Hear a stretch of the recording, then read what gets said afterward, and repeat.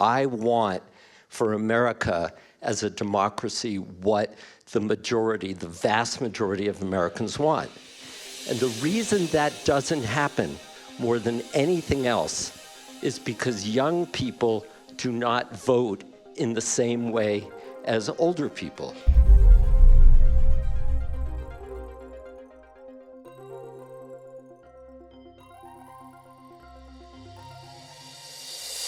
Can you hear me?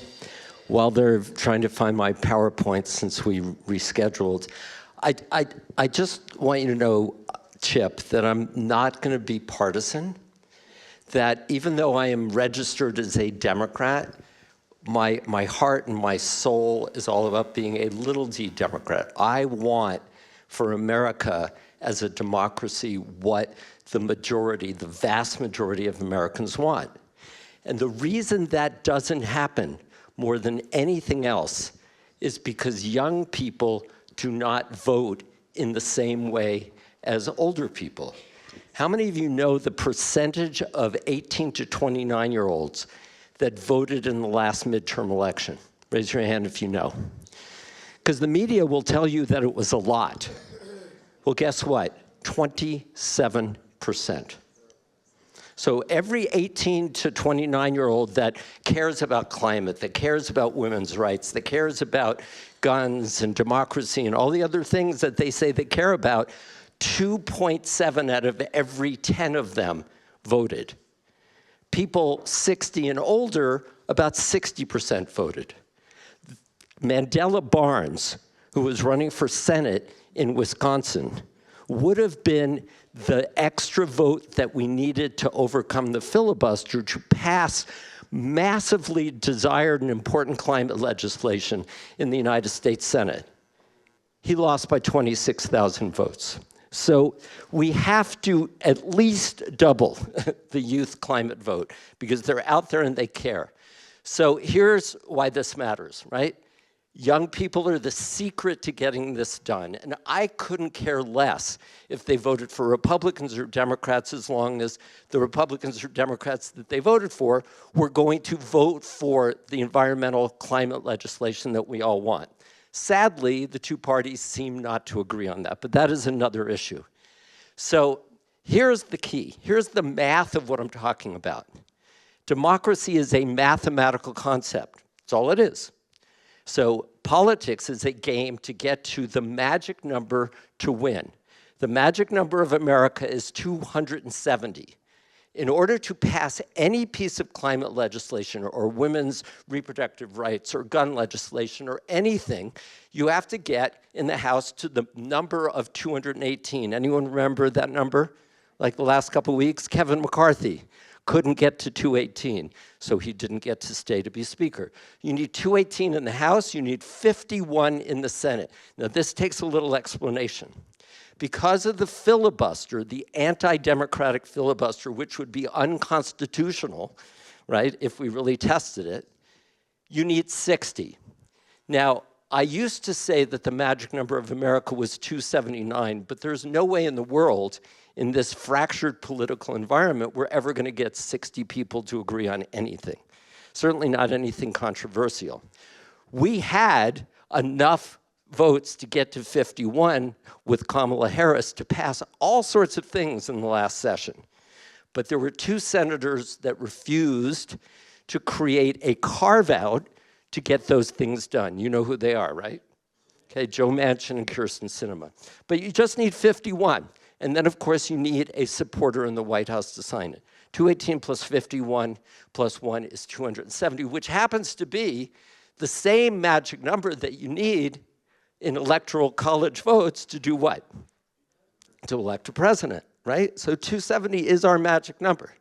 So we were at 268. We just needed 2 more senators to pass incredibly beautiful, wonderful climate legislation that the House already passed, but we were stuck.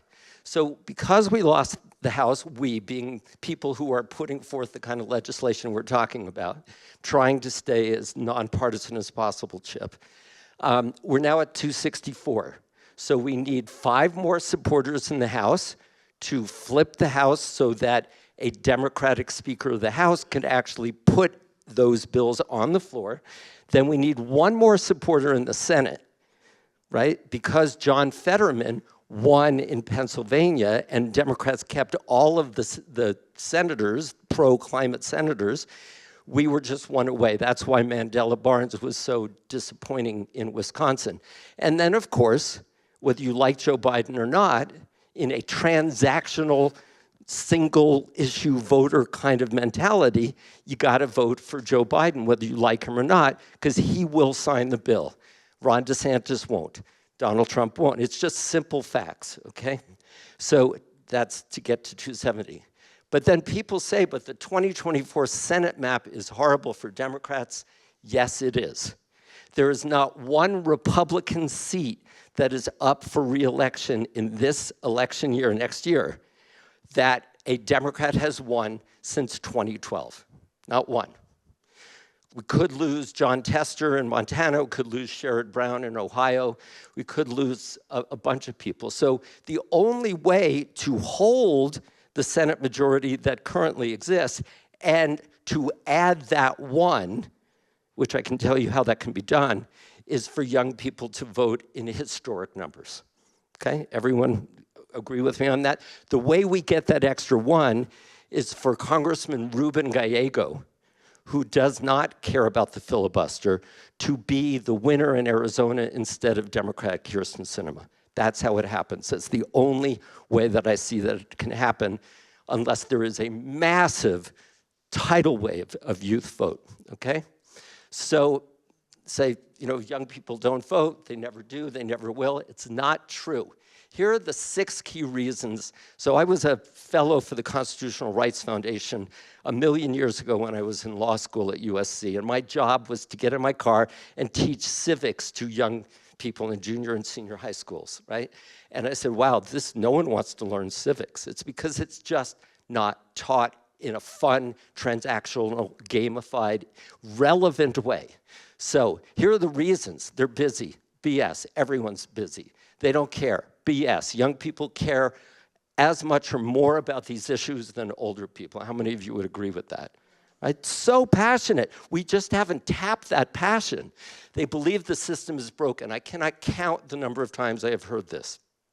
Yes, they do, but it's only broken or undemocratic because their numbers are not part of it. You can't have 1/2 the number of older people voting and have younger values reflected in your political system. They believe both parties suck and are the same. I don't believe there's any moral equivalence. They believe the system is corrupt, all politicians are corrupt, all politicians are bought and paid for. It's not true. Is there corruption? Of course, but it's not true that the entire system is corrupt.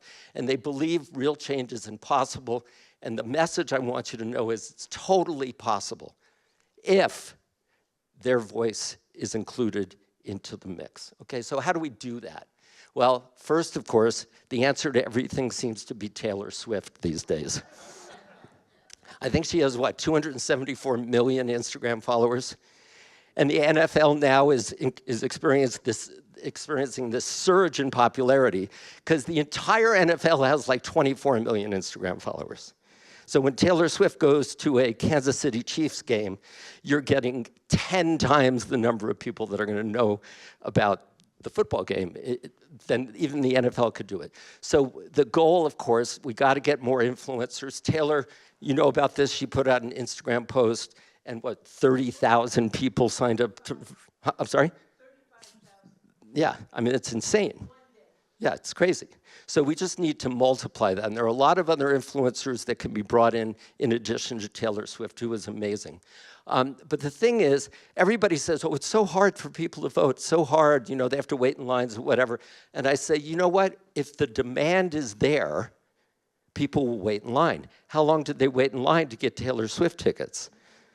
Right? In person or online, or if a new Air Jordan tennis shoe comes out, people will literally camp out on streets in Beverly Hills in front of the Nike store. I saw it many, many times when I lived in Beverly Hills. So the key is, I'm sorry if that's so fuzzy, but if people wanted to vote as they wanted Taylor Swift concert tickets or the newest Air Jordan or their daily Starbucks frappe cappuccino, we could make some progress here. So how do you get demand. How do you create demand? Number one is we have to teach activist civics. And I'm happy to talk more about that, but that's essentially what we're talking about. The number two is the key thing, and that is the reason Republicans have disproportionately elected people to the House, the Senate, and the White House is that they were very smart. They sat down, I believe, 30, 40 years ago, and they said, you know what? We do not have issues that the significant majority of the American people want or care about. But we have 4 issues that people who would not otherwise vote are going to crawl on glass to come out and vote. What are those issues, right? God, gays, guns, and immigration. So abortion, don't you dare take away my guns. I don't want gay people getting married or having equal rights. That's just not in the Bible. It's not right. It's not fair. And then immigration. And Donald Trump is brilliant. They're coming across the border, and they're going to do whatever these bad things they're going to do. I see Chip walking up here. So if we create single-issue voters around climate, around women's rights, around banning assault weapons, about democracy, about everything that we have, we could do it. So here are a few examples. If you care about women's rights, become a reproductive choice voter. And that's all you have to do. Care about banning glyphosate. That's all you have to do. Care about regenerative agriculture. Pick the thing that you care about. There were 102 million Americans that didn't vote in 2016. There were 104 million that didn't vote last November. Every single one of those people cares deeply and passionately about something. So I'm just going to end it here. Am I just speaking at the top of my head? No, I've been testing this stuff for 8 years.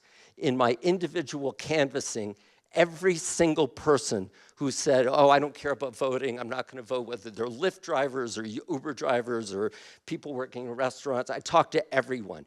Every single person has gone from a 0, 1, 2, or a 3 on their motivation to vote to a 7, 8, 9, or a 10, okay? Now, we've got to test it at a bigger scale. So last December, I did a written survey with 73 people who had not yet voted. They were young people, had not voted in the Democratic Senate runoff in Georgia between Herschel Walker and Raphael Warnock. How many of you remember that? It was a very important race. They hadn't voted. I gave them 2 sentences of this civics-based, issues-based kind of messaging. 2 sentences, and I'll share them with you if you'd like later. 51% said that they were much more likely to vote after 2 sentences. Now, we just had someone here who lives in Boulder who came by to stop by. She is going to be testing this in a very big, very scientific way this coming week. So I can't wait to share the results on that. Calls to action.